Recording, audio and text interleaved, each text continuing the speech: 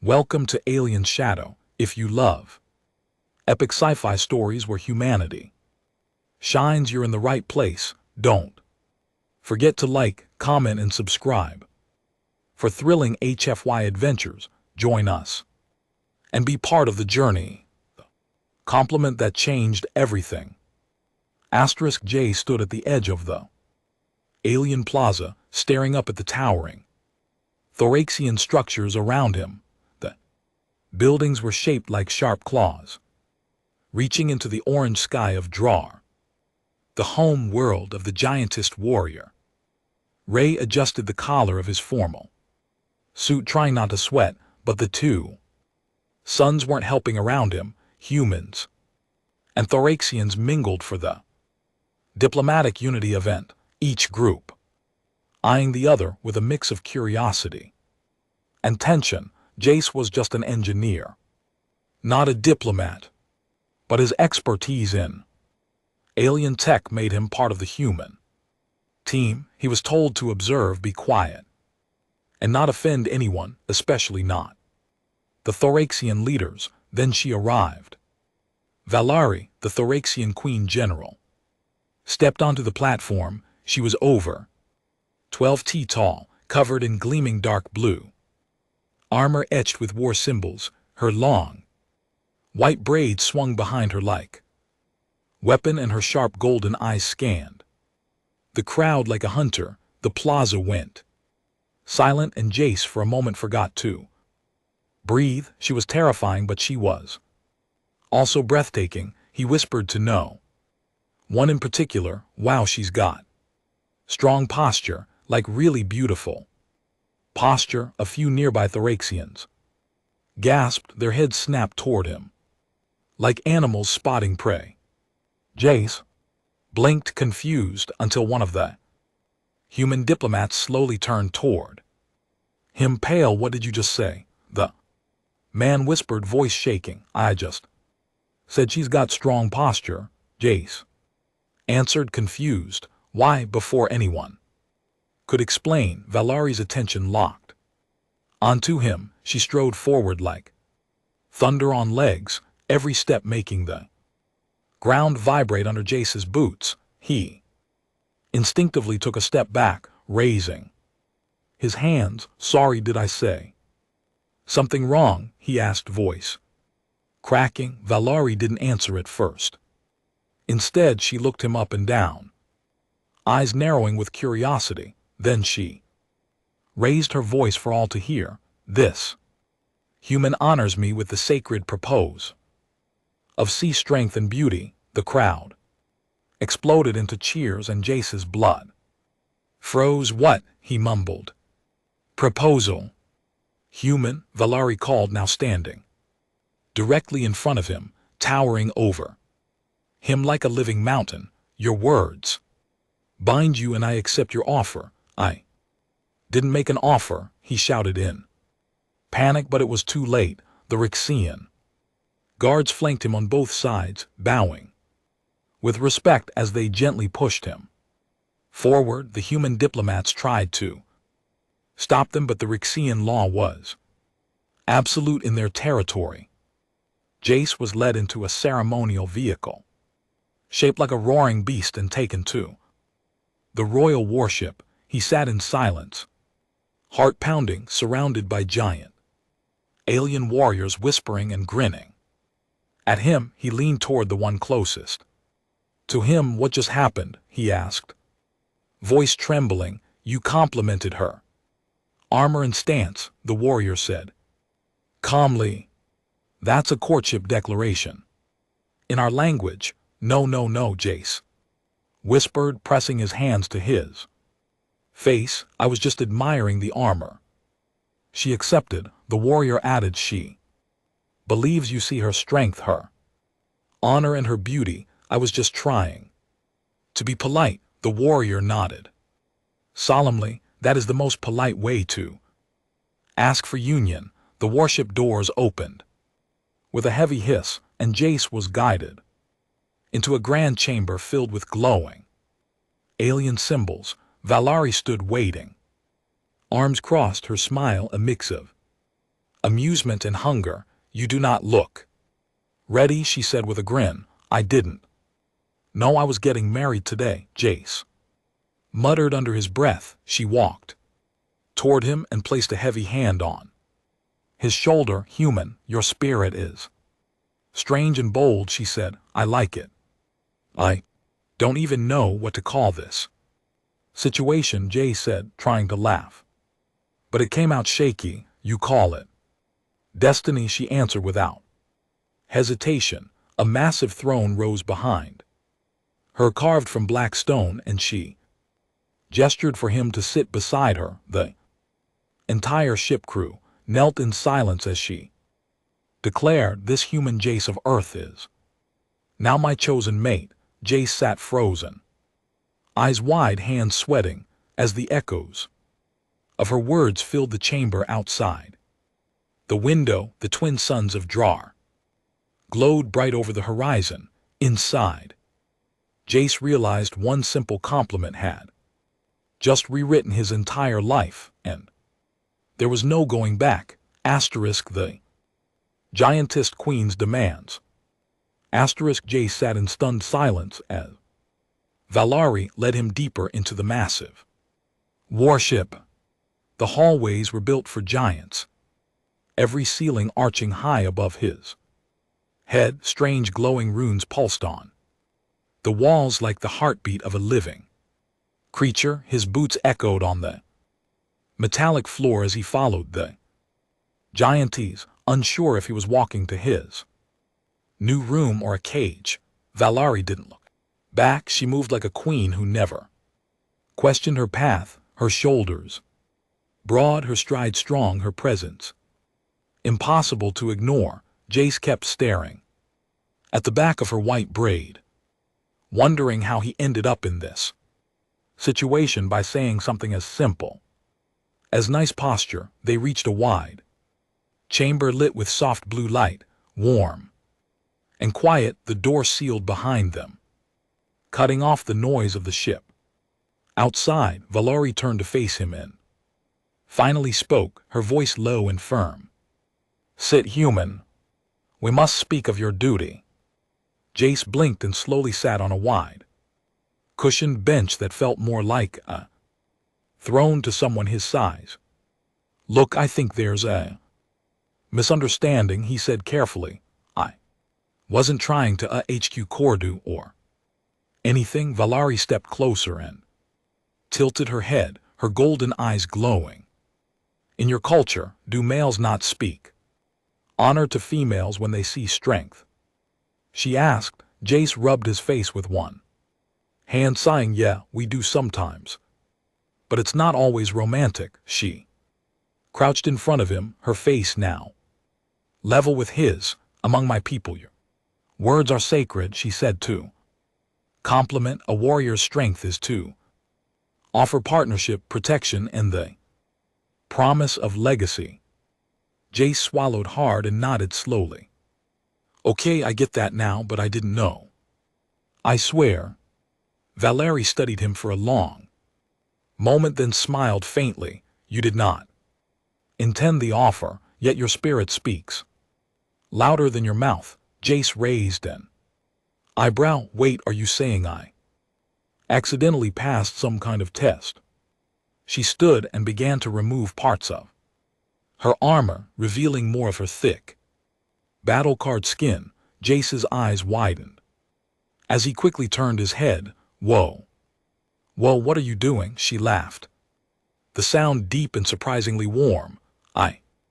I'm preparing to begin the mating assessment, she said. You will be examined by the Honor Council at dawn. Mating what? Jace yelped, standing up. There's got to be some way out of this, right? Valari crossed her arms, not angry, just firm. You may refuse, she said, but to do so would shame both you and me before my people. She paused, then added with rare softness, but I would not force you, even if I could. Jace exhaled slowly, his heart pounding in his chest. He looked around the chamber, alien symbols, heavy weapons, and yet a soft bed shaped like a shallow crater. He wasn't a soldier or a hero, just an engineer from Earth, and now he was being prepped to father a child with a woman twice his size who thought he was brave. His thoughts were interrupted by the arrival of two female Thoraxians.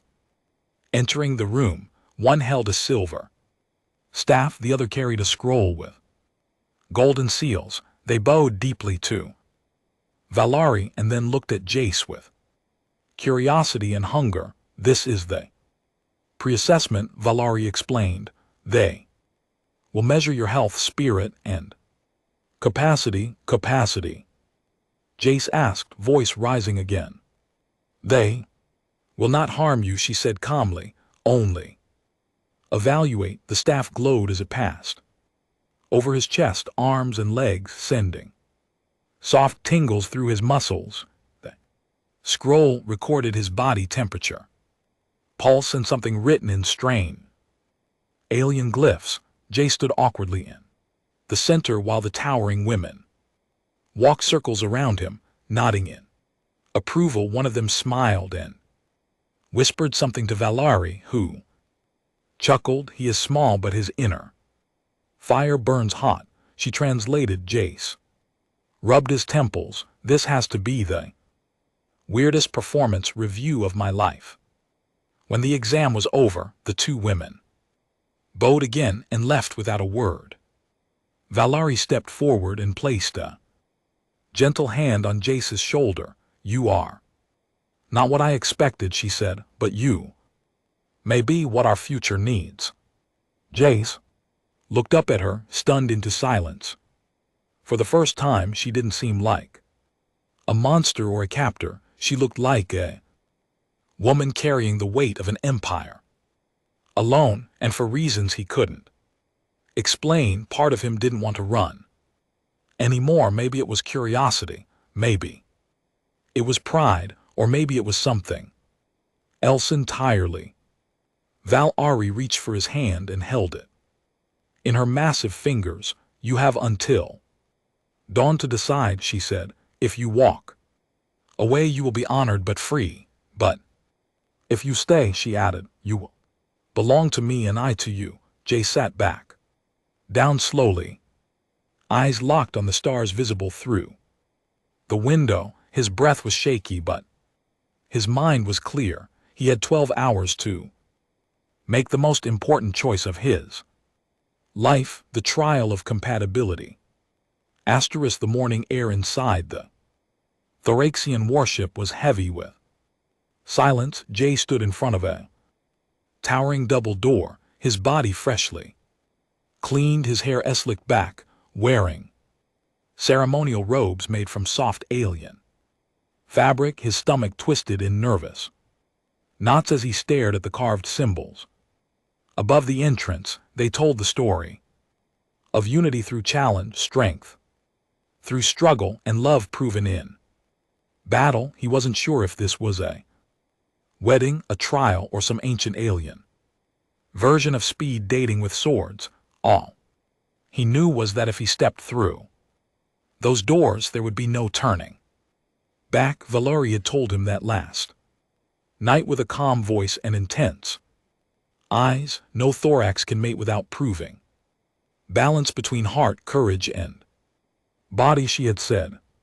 The doors opened with a slow hiss, revealing a wide arena, lit by glowing pillars and surrounded by thousands of Thoraxian eyes. Every seat was filled with warriors, council members, and observers eager to witness the trial of the strange human. Jace stepped into the center of the arena, heart-pounding, palms sweating. In front of him stood his opponent. She was at least 11 feet tall, covered in thick crimson armor with black war paint streaked across her face. Her name was Zetira, Terra's cousin and one of the strongest champions in the royal bloodline. She held a long staff in one hand and cracked her neck slowly, never taking her eyes off him. She volunteered. Valari's voice echoed from Above, seated high in the throne booth. If you can last 10 minutes without yielding, you prove your worth. Jace blinked up at her. 10 minutes, he whispered under his breath. That's it. Then the horn sounded. Sateera moved. Fast, too fast for her size. Jace barely rolled away as her staff slammed into the ground where he'd stood. The impact sent dust and energy flying in every direction. He scrambled to his feet and raised his own weapon, a practice staff designed for defense. He wasn't allowed to fight to win, only to survive and adapt. He tried to think, to remember his training, to stay low and use speed, not strength. Sateera circled him with a predator's grace, her staff spinning, her eyes sharp. She struck again and Jace blocked it barely, the force sending pain up his arms. He staggered back, then rolled again, dodging a sweeping blow that would have cracked his ribs. The crowd watched silently at first, then slowly began to murmur. This human didn't run, didn't cry, didn't beg. He fought clumsy, yes, but he didn't stop moving. Jace found a rhythm. Atiz found a rhythm, ducking and sidestepping, using the arena's structure to avoid straight attacks. Every breath burned, every muscle locked. But he held on. He started to use his brain, predicting her attacks, blocking smarter, not harder. Sateera smiled suddenly, a warrior's grin, and struck with new energy. Jace tripped and fell, his staff clattering away. She raised her weapon for the final strike, but then she paused. Jace didn't cover his head, didn't scream. He just raised his arms and shouted, "Do it. If that's what it takes." Sateera blinked, stunned, then laughed. She slammed her staff into the ground beside him, not on him. She reached down, grabbed his arm, and pulled him to his feet with ease. The horn sounded again, and the trial ended. The crowd roared. Velarii stood from her throne, her eyes wide with pride. He did not yield, she declared. He stood with courage and reason. Jace leaned on Sateera for balance, gasping for air. "You hit hard," he wheezed. She grinned. "You lasted longer than half the males in this hall." He tried to laugh, but it came out as a painful cough. Medics approached and scanned him with healing light. His bruises faded slowly and his vision cleared. Velarii descended into the arena, her cape flowing behind her like liquid silver. She stood before him, taller than ever, and placed her hand on his shoulder. "You are now more than a guest," she said. "You are a proven match." Jace looked up at her and saw something strange in her face. Respect, maybe even admiration. And for the first time since arriving on this planet, he didn't feel small. He felt like he belonged. As the crowd continued to cheer, Velarii leaned down and whispered into his ear, "You have passed the test, but the real union begins now." Jace nodded, still breathless. "I guess this is the part where I stop pretending I'm just an engineer." Velarii smiled and helped him walk. "No, this is the part where you become something greater." Together they stepped out of the arena, leaving behind the echo of a battle that had changed everything. A deal between giants and men. Jace sat at a long stone table, legs dangling above the floor, surrounded by a council of towering Thoraxian leaders. He felt like a child sitting among ancient titans. The hall was quiet, filled with the scent of burning herbs and the soft hum of glowing symbols on the walls. Velarii stood behind him, arms folded, watching the faces of her people as they studied the human she had chosen. Each Thoraxian counselor was taller than the last, armored in ceremonial robes and glowing tattoos of status and lineage. One leaned forward, her voice like grinding stone. He is small but clever. Another nodded. He faced Satira and survived. Jay shifted in his seat, clearing his throat. Thank you, I think, huh? Valari stepped forward, her voice powerful and smooth. He has passed the trial of will, and I claim him before this council as my bonded match. A few murmurs filled the room, not of rejection but of surprise and curiosity. They had never seen Thoraxian queen select a human before. Then a third elder raised a hand, silencing the room. If this is your choice, Valari, then tradition must be followed, she said. The bonding must produce an heir to be fully sealed. Jace's eyes widened. Wait, what? Valari looked down at him, calm but serious. In our law, union must result in legacy, she said. One heir to carry the blood of both houses to bind our future. Jace ran his hands through his hair, standing up from his large chair. Okay. Look, I'm just an engineer from Earth, he said. I never planned to be part of anyone's royal bloodline. He turned to Valari, trying not to sound disrespectful. This whole thing happened because I said you had good posture. She smiled slightly at that.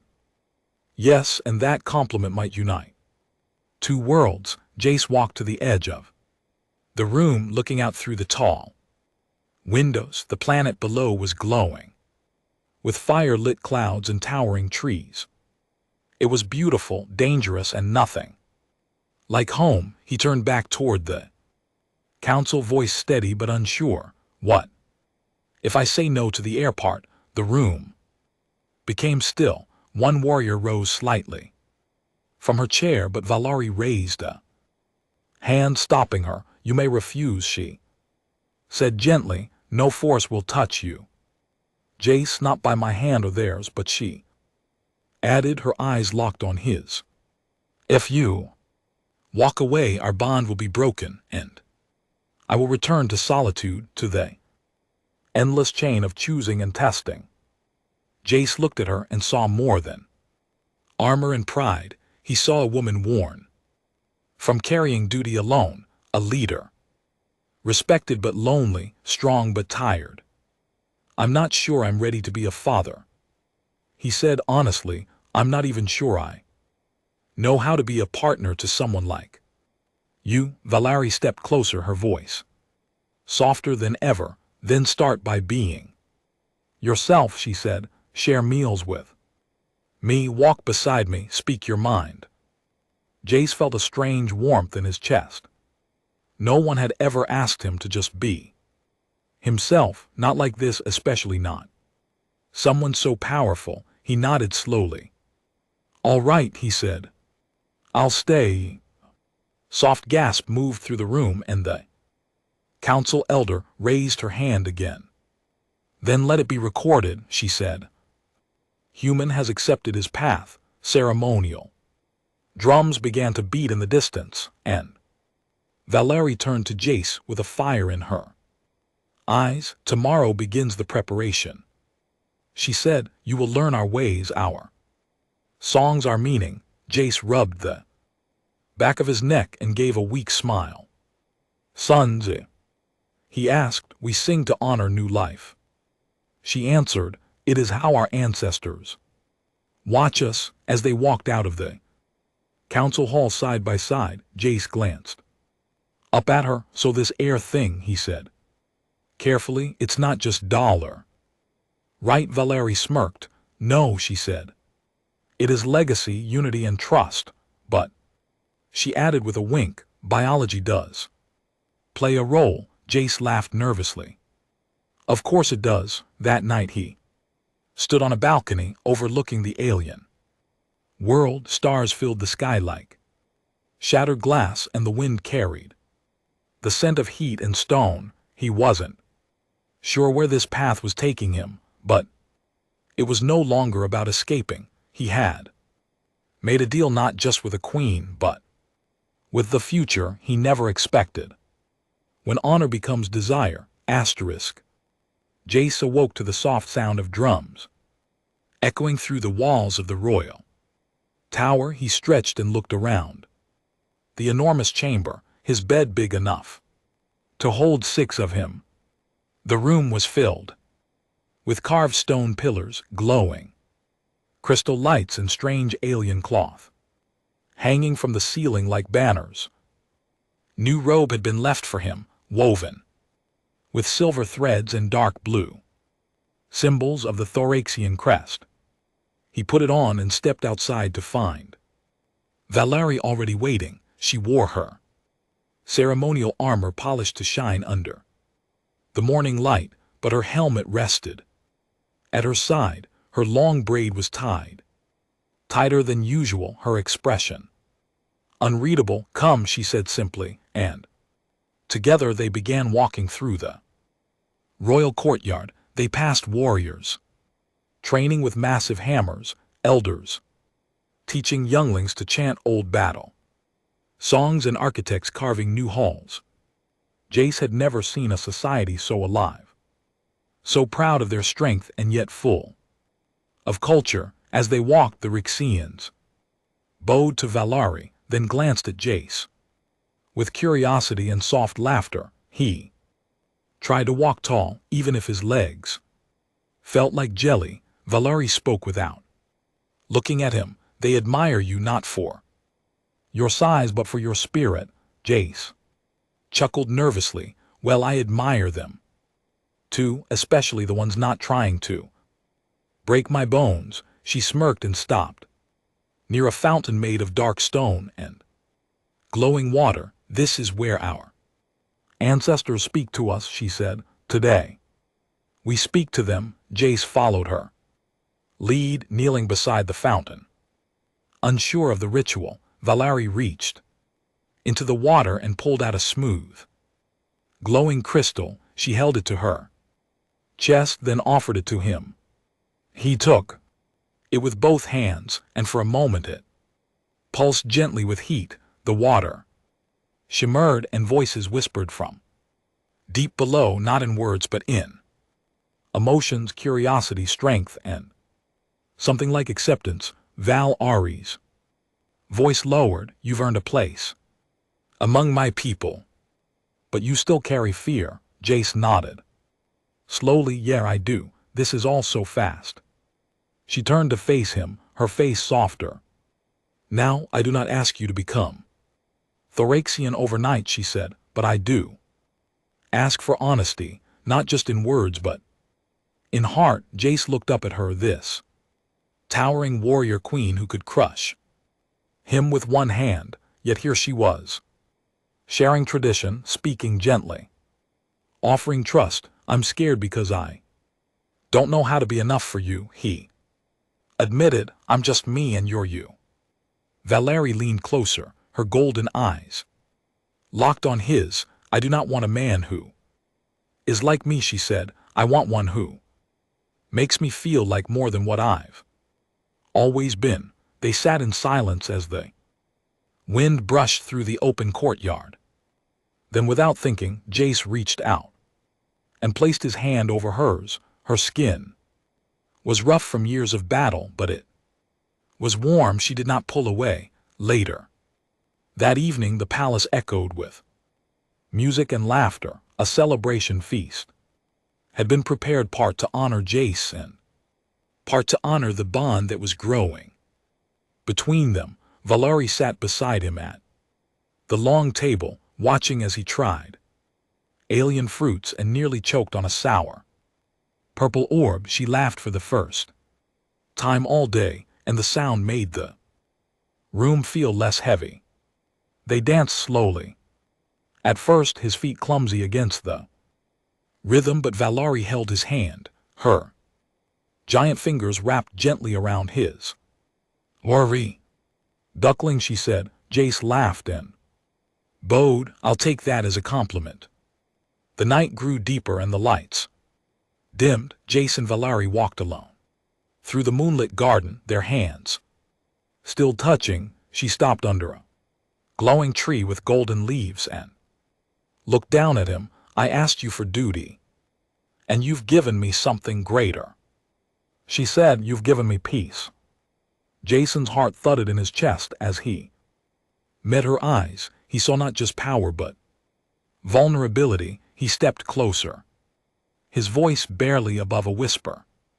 Valerie, I want to do this. Not because I have to, but because I want to. She leaned down slowly, and their lips met in a kiss that was both soft and filled with promise. It was not a claim, not a command, but a beginning. A spark lit between two souls from two worlds, no longer bound by fear but drawn by choice. As the stars turned above them, Jace knew that honor had become desire, and desire had become something far deeper, the first of a new kind. The sky above Draco was dark and bruised, filled with smoke and fire trails from burning ships. Alarms echoed across the capital as the Thoraxian warship scrambled to respond to a surprise raid at the outer colonies. Valerie stood on the edge of a command balcony, shouting orders to her fleet captains, her voice steady and sharp like a blade. Her golden eyes blazed with fury as she pointed to the holographic map, directing ships into formation. Jace watched from a distance, standing beside the communication deck. Kay had never seen her like this. Commanding, fierce, glowing with pure warrior energy. This wasn't the gentle woman who shared a kiss under moonlit leaves. This was the battle-forged queen, who once broke enemy skulls with her bare hands. But then the call came. Rogue vessel had bypassed defenses and fired on a civilian shuttle near the Southern District, and Valerie was on that shuttle just an hour ago, returning from a council meet with Jace. The fear in the officers' voices cut through the room like static. Target confirmed, hit. Possible queen casualty, one officer said, voice trembling. Jace didn't wait. He ran, shoving past warriors, climbing into a scout bike and launching off the side ramp. He had no armor, no plan, and no permission. Just one thought: creature. The ride through the burning skies was wild and deafening. Jace dodged falling debris, missiles streaking through clouds, and crashing fighters. He followed the emergency signal, locked on the wreckage site, and landed hard in a cracked plaza. The shuttle was in ruins, smoke rising like a funeral flame. Bodies lay around, some moving, some not. He sprinted through the debris, calling her name, heart hammering like a drum in his ears. Then he found her. Valerie was pinned under part of the shuttle frame, bleeding from her side, eyes half open. She looked up at him and smiled weakly. You came, she whispered. Jace dropped beside her and tried to lift the metal. It wouldn't budge. Hold on, he said, choking back panic. I'm going to get you out. She reached up and touched his face. You are not built for war, she murmured, yet here you are. You told me. I'm your mate, he replied, voice shaking. That makes your war mine too. With a roar, he pulled at the metal again, using broken rods as leverage.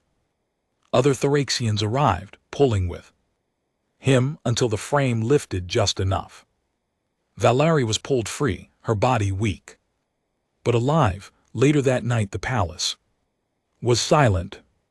Jay sat beside her in the healing chamber, watching her sleep as a machine repaired the internal damage. Her fingers twitched slightly, and he held her hand gently. When her eyes finally opened again, the first word she whispered was his name. He leaned closer, smiling through tired eyes. I'm not going anywhere, he said. She nodded. Faintly, you saved your queen, she said. You earned your title. What title? He asked. She squeezed his hand. Pet protector of the line, she said. Father of the future. Days passed and Valari slowly recovered. The war raid was repelled and peace settled back into the capital, but something had changed. Something new had been born, not from blood but from choice. The council honored Jace in a public ceremony. He stood beside Valari on the royal steps. As crowds roared his name, not as a guest, not as a stranger, but as one of their own. When the time came, he and Ari stood again at the fountain of their ancestors. Only this time they weren't alone. In her arms, Valari held a small bundle wrapped in woven silk. Inside was the first Thoraxian human child, a baby, with dark hair, golden eyes, and fingers that curled around Jace's thumb with impossible strength. The crowd stared in awe, not with fear but with wonder. This was the future, the bridge between two worlds. This was the first of a new kind. Jace looked down at the child and then up at Valari. Do you think they'll accept her? He asked. Valari smiled. They will have no choice, she said. She is ours. And together they lifted their child toward the sky. Under the twin sons of Drachar, a new legacy had begun, not with war, not with fear, but with one awkward compliment, a trial by fire, and a bond that no one could break.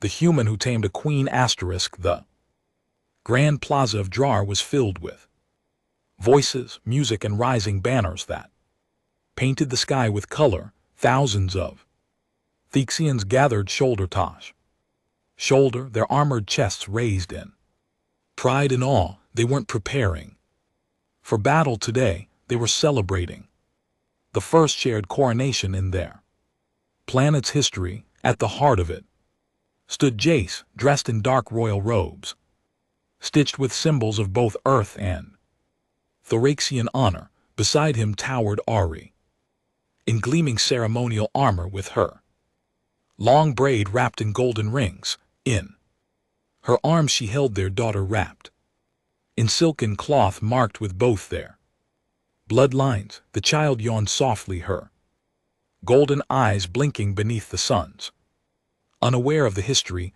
unfolding around her. Jace looked out over the crowd, his heart thudding, not with fear but with gratitude. Just months ago he was a forgotten engineer on a diplomatic mission. Now he stood as a mate to a queen, father to a child, and bridge between two species. Elder Zatira stepped forward and raised a ceremonial horn carved from the tusk of a mountain beast. In the name of our ancestors, she called, and in honor of the bond no war could break, we named this day the birth of unity. The crowd erupted in cheers. Drums echoed across the canyon cities, and bells rang from the towers above. Valari turned to Jace and placed the child in his arms. She smiled and nodded. Take her, she said softly. Let them see who you are now. Jace stepped forward with careful hands, holding their daughter high. He spoke with a clear voice, amplified by the ceremonial glyph etched into the air. This is no longer just my story or hers, he said. This is our story, our future, our beginning. Thoraxians, known for being cold and proud, now clapped with force that shook the stone underfoot. They no longer saw Jace as fragile or strange. They saw him as one of their own. Later that day, the couple walked through the temple garden, where the fountain still shimmered with crystal waters. It had become their place, a quiet space away from the throne where titles didn't matter. Jace sat on a stone bench, their child asleep in his arms, and Valari beside him in soft robes instead of armor. I still Remember the moment you called me out in the plaza, he said, smiling. You looked like you were going to crush me, Valari. Chuckled low. I was confused, not angry. She replied, no one had ever spoken to me like that. Jace leaned back, watching the sunlight ripple on the water. I think I was more scared of you than of anything else in the galaxy, he admitted, but now he added, you're the reason I feel safe. She placed a hand on his shoulder, gentle and steady, and you, she said, are the reason I feel whole. They sat there as the wind rustled the leaves of golden trees and strange alien birds chirped overhead. Valari reached over and took her child into her arms again, rocking gently. She has your stubborn grip, she said. Jace grinned. Just wait until she starts talking. The palace had changed too. Longer a place of just war, strategy, and tradition. It now had chambers for learning Earth languages, rooms decorated with mixed art, and even a garden with Earth flowers brought through trade. The blending of two worlds had begun, not by treaties but by trust and choice. Jace trained daily with the royal guard, not to fight but to understand. He taught them about human technology, strategy, and how to fix things without explosives. They called him Soft Hands, a name once meant as a joke, but now spoken with respect. One evening, as the stars rose across the alien sky, Jace stood with Valari on the palace balcony. The child was asleep, and the city lights glowed beneath them like a field of fireflies. You could have ruled without me, Jace said quietly. Valari turned to him, her voice firm and clear. But I would have ruled alone, she said.